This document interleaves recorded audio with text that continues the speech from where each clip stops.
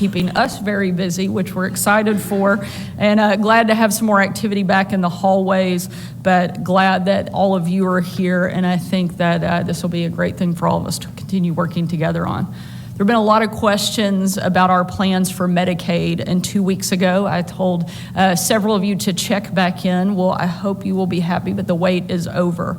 My focus since the start of this administration has been to empower people, never trapping them in a life of poverty.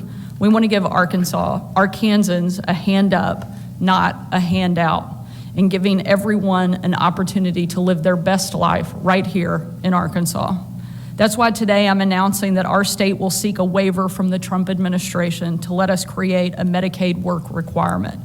The requirement is simple.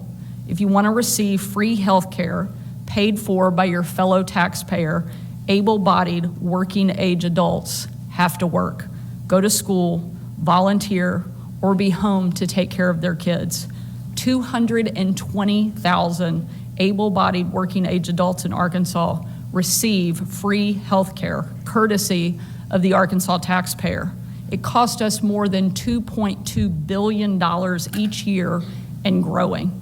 Of those recipients, estimates show that nearly 90,000 have no job. Most Arkansans work hard to pay for their health insurance, but many of these healthy adults don't work at all and receive it for free. That is not how the system should work. I go into factories and small businesses all over the state, and the number one complaint that we hear is that we can't find people fast enough. My administration is investing in education and growing our workforce to help address that problem. But as long as we pay for people to sit on the sidelines, we will never reach our full potential. On top of that, work is more than just a steady paycheck. It builds responsibility and grows skills. It can be an escape from crime, fatherlessness, and hunger. To quote a former Arkansas governor, work requirements give us a chance that we haven't had to break the cycle of dependency that has existed for millions and millions of our fellow citizens, exiling them from the world of work. It gives structure, meaning, and dignity to most of our lives. And no, in case you're wondering, that's not my dad, it's actually Bill Clinton. We don't see eye to eye on many issues, but on this, we agree. This is not Arkansas's first attempt at a work requirement. We were successfully implementing one under the previous Trump administration before it was held up in court. I'll let Christy and Janet get into some of the specifics, but we are confident that the revised waiver will be approved by CMS and upheld in court, and that we can get to implementing it quickly. And once this work requirement starts, we'll achieve our goal, moving Arkansans off the path of government dependency and onto the path to prosperity. With this announcement this morning, we've also achieved 10 straight months of record jobs number. That goal is within our reach. I was at President Trump's inauguration last week, and he painted a picture of a new kind of America, one where communities are strong, the economy is growing, families support each other, and people are empowered to create their own future. But that can't happen if people are trapped on government dependency. Arkansas will lead the nation in breaking that cycle. I want to thank the team at DHS again for their many long days and nights that they've put into crafting this waiver. And I'll let Christy and Janet come up to say a few words, and then I'll gladly take a few questions. Thank you.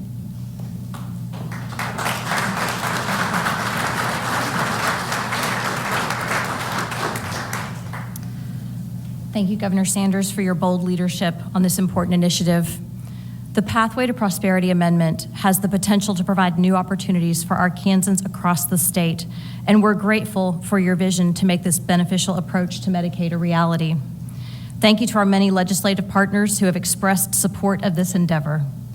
This amendment will position Arkansas to be the first state to implement work requirements, as Governor Sanders said, for enrollees ages 19 to 64 who are eligible through the Medicaid Adult Expansion Eligibility Group. At its core, Pathway to Prosperity is about helping Arkansans learn about new opportunities, seek new skills, pursue new careers, and not just work jobs without focusing on their futures. The goal should be for Medicaid to be a safety net, and we should routinely see healthy adults moving from government government dependence to economic independence, improving their health in the process. It is not punitive. It is about purpose. We also know that poverty is directly linked to poor health outcomes, economic insecurity, and family instability. Employment, then, is vital to a person's long-term health and overall well-being. This is also about finding purpose within one's community. In fact, in order for individuals to be successful, they must not only engage with their community, but the community needs to engage with them. Stronger individuals lead to stronger families, which lead to stronger communities, and ultimately a stronger Arkansas. It's also important to note that there are already work and community engagement requirements in place for our Supplemental Nutrition Assistance Program and our Temporary Assistance to Needy Families Program. This amendment is solidly in line with other work requirements in SNAP and TANF, which continue to provide opportunities for people to find pathways to success. We know this can work for Medicaid as well, and when we provide support to help beneficiaries move off of Medicaid, we are able to devote more of our resources to other Arkansans who truly need them. Next, I'd like to introduce Deputy Secretary for Programs and State Medicaid Director Janet Mann to provide some operational details on how this program will work.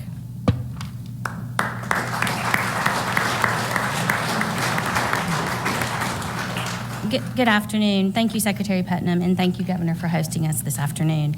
We have worked to design this amendment taking into account lessons learned from previous work requirements. We have developed a truly innovative approach that positions us to transform the lives of many Arkansans.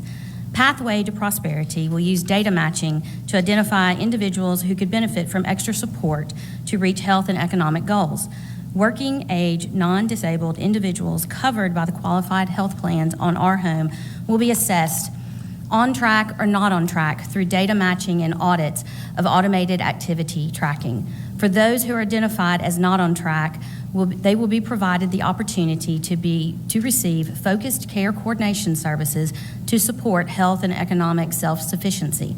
The services include the establishment and monitoring of a personal development plan.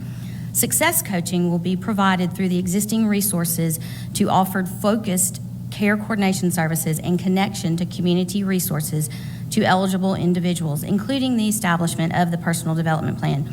We will leverage the resources available through the health plans, state agencies such as the Arkansas Division of Workforce Services and Arkansas Career and Technical Education, and local community partners. Active participation in health and workforce development will become part of the expectation of receiving health care through an Our Home Health Plan. Individuals who refuse to cooperate with DHS and decline to use the services and the incentives covered from their qualified health plan will have their Our Home coverage suspended. They will not be disenrolled from the Medicaid program. Benefits can be rapidly restored if the individual chooses to get on track with their personal development plan. In developing this amendment, we focused on the importance of providing clear communications through multiple means, simplicity in design, and the need for personal interaction rather than over-reliance on technology.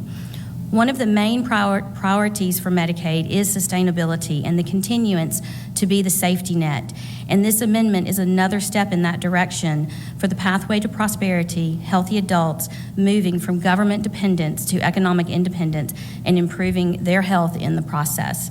We are excited with the amendment we have developed, and we look forward to the 30-day public comment period that will occur before we submit to CMS. Thank you.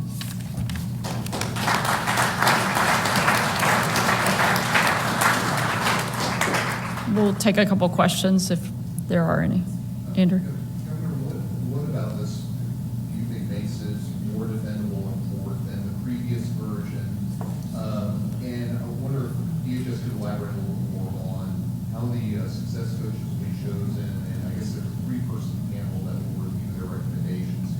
Who is that going to be made up of? It sounds like they're going to have a lot of power on deciding whether or not someone is suspended. Sure, I'll answer the first part and then let Janet and Christy take the the second piece. I think there are a couple things that are at play that we feel confident will allow this to be upheld in court. Number one, it's a new administration, one that we have a lot more confidence will work closely with us. Two, the data matching component of this work requirement waiver request is different than what we've submitted in the past. And three, and I think this is probably the biggest piece, is that we are not permanently removing someone for the roles, but temporarily suspending so that they have the ability to get in compliance and get back on the program if they show that they're in compliance. And I think that's probably one of the biggest and key differences from previous requests. And I'll let Christy and Janet answer the second part of your question. So as far as the success coaching, it's actually success coaching, and we intend to leverage existing resources, as Deputy Secretary Mann referenced. We have great partners in other agencies, but we have a great deal of resources developed to be able to support success coaching through our programs. On the other pieces, as far as the reviews and the audits, that will all be negotiated during our discussions with CMS, and so those are some of the operational details that will be worked out during the negotiation process. Sure. Guess my question will be for DHS.